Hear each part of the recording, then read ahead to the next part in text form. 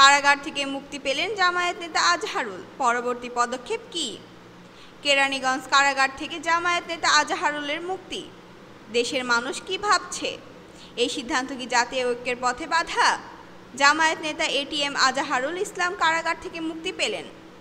৭১ মানবতা বিরোধী মামলায় মৃত্যুদণ্ডপ্রাপ্ত জামায়াত নেতা এটিএম আজহারুল ইসলাম বুধবার সকালে কারাগার থেকে মুক্তি পেয়েছেন।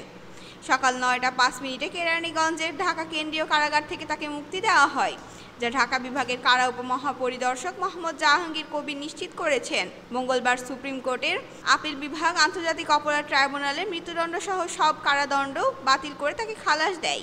২০১৪ সালে ৬টি ঘটনার জন্য আজহারুলকে দোষী সাব্যস্ত করে মৃত্যুদণ্ড দেওয়া হয়, তবে ৬ বছর পর আপিল বিভাগ রায় পরিবর্তন করে অব্যাহতি প্রদান করেছে। এতে প্রধান বিচারপতি সৈয়দ রেফাত আহমেদের নেতৃত্বে ৭ বিচারপতির বেঞ্চ একমত হয়। এটি ৭১ মানবতা বিরোধী মামলার প্রথম রিভিউ ভিত্তিক খালাস। রায় ঘোষণার পর আন্তর্জাতিক অপরাধ ট্রাইব্যুনাল তার মুক্তির আদেশ জারি করে। আপনি কি মনে করেন বিচার বিভাগ স্বাধীনভাবে কাজ করছে?